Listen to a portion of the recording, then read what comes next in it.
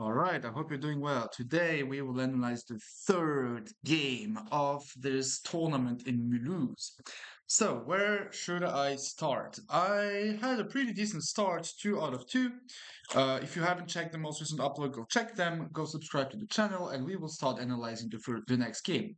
So, I'm playing against Vadim Nagutchev, and I have the black pieces in a Caro-Kann game. And everything feels logical. This is standard theory, and I won't necessarily take a lot of time right now, but basically I'm fine with black because I'm just smashing the center. All right, bishop e3, he's threatening to win the pawn, so I capture. He captures back, and here the move already is hard if you don't know this position by heart. Here the move is knight to e7, and the reason is very simple. If I go bishop to g6, then I'm just getting killed, and that's it. You know, c4, bishop b5. This is just over. The game is over. Um, so 97. Now at least I have some nice grip, some nice control over the c5 square. All right, 97. Here I can remember, yeah, he played castles, and I played a6, which is a move that I usually play in blitz. In this tournament, I don't know, my opening choices was very, very bad, and I just stick to what I play online, but what I play online is, of course, not what I play over the board. Um, yeah, I don't know. This is very, very bad. I think I have to start creating myself, some private accounts where I play some random openings. I'm sorry, a private account where I play some real openings because now I just play some random dog shit and it's not good. All right, bishop g5. He's pinning the piece that is defending the bishop, so I got bishop to g6. By the way, here the best move is knight to c6, but I don't care.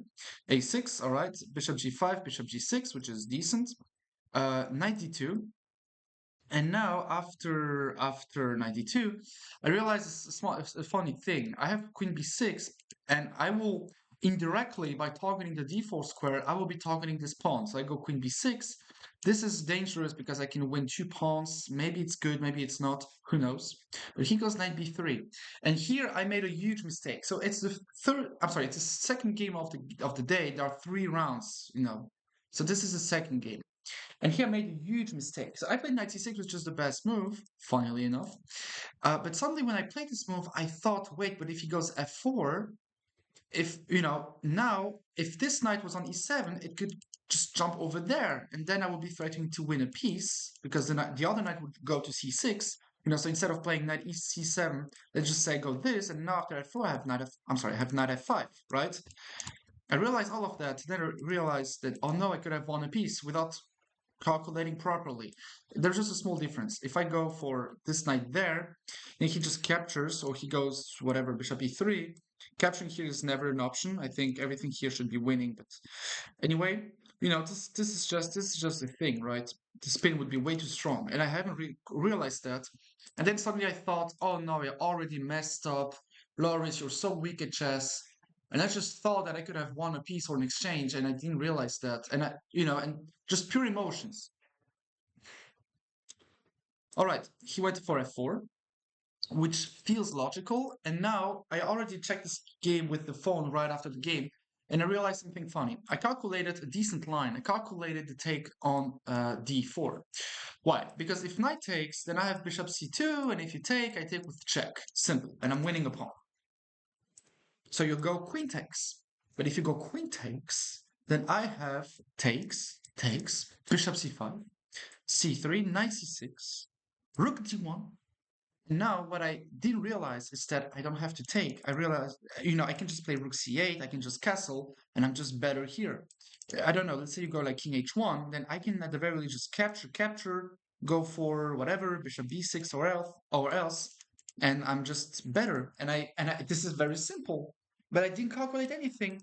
And when I calculated that, I don't know why I thought, nah, no, no, I could have won a piece. I'm pretty sure I still have something left here.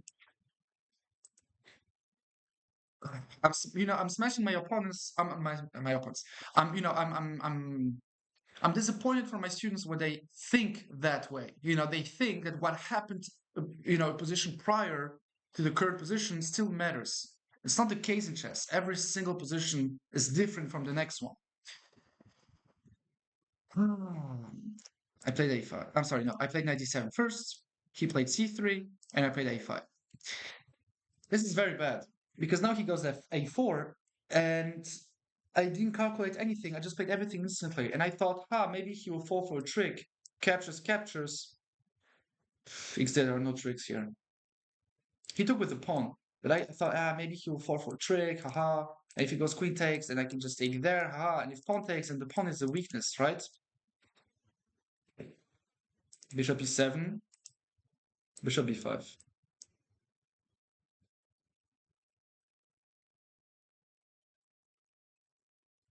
This is the game. And I'm lost. And this is horrible. And I just played like dog shit. That is terrible because now if I capture, he doesn't capture back, he goes knight c5. It's game over. I move the bishop back, knight d7. All right. Let's just set up the pieces back and game over, right? At the very least, he wins the exchange, right? At the very, very least. So I'm lost. So I play f6. I try to stick around for a couple of minutes. He goes bishop to h4. By the way, bishop e7, the idea was that if he captures, I capture back, and I have some rook c8 is there. Yeah. All right, bishop e5, f6, bishop h4. And here I start calculating, and I found some decent ideas. I don't know. I captured on e5 with the intention that now the bishop is hanging. And if you capture back, pawn takes, I can win the pawn. So I thought that my opponent should capture on d7 first. I'm sorry, on e7, then capture on d7, then go knight c5, then capture here. And here he would be just winning. This is very simple here. Even though I might be capturing the pawn over there, this is not, queen g4, nah. It's terrible. So, but I knew that I was just lost. Yeah, but he captured back on e5 instantly, and I thought, all right, here I'm just getting mated. If I'm not doing anything right now, I will get smacked and the game is over. So I decided to take the pawn. Of course, I calculated what happens if I take. What about this? What about that? What about that? And then I calculated everything. I realized that, okay, nothing wins instantly. Then I saw that he has knight c5 and he plays knight c5 instantly. And this is a great move. He's threatening to go rook e1. And of course, if he captures here, then I can just take with the knight. But he wants to take with the rook, and this is game over. So I went knight to c6.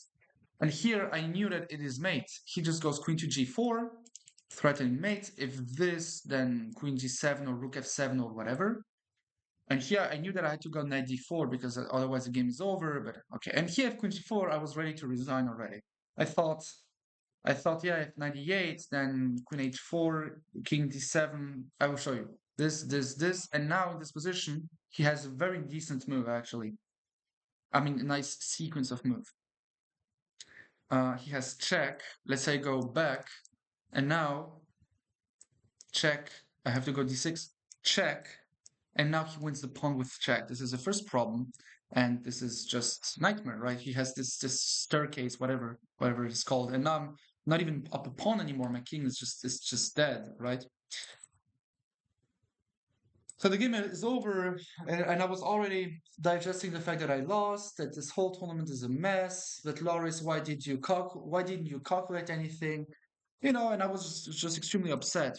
I thought that I just basically messed up and that the game is over, the tournament is over. And he surprised me. Knight takes e6 with no calculation. And I could just tell that he didn't calculate. I played knight c6, he snapped some coffee, then he played knight e6. The problem is I was already calculating. I was back in the game calculating, so I could just tell if something is right or not. And here, by the way, even though I already digested the fact that the game is over, so let's just capture. In the worst case, I'm up a piece, right? So it's okay. I get mated, but I'm up a piece. He gives me a check. I go king d6. He gives me a check. I go king d7. He goes queen e5. And here I'm calculating. Okay, but I can just go rook a8. If he gives me a check, I run away.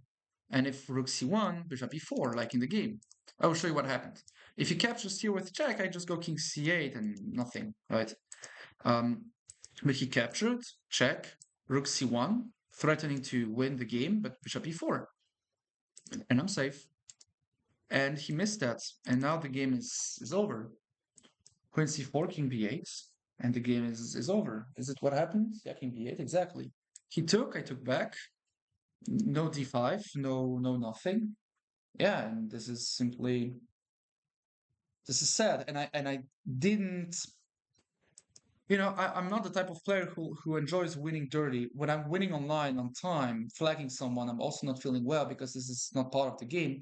But sadly, this time it is part of the game since this is not a thing. I don't like this double dialogue about the same theme. But he made a calculation mistake.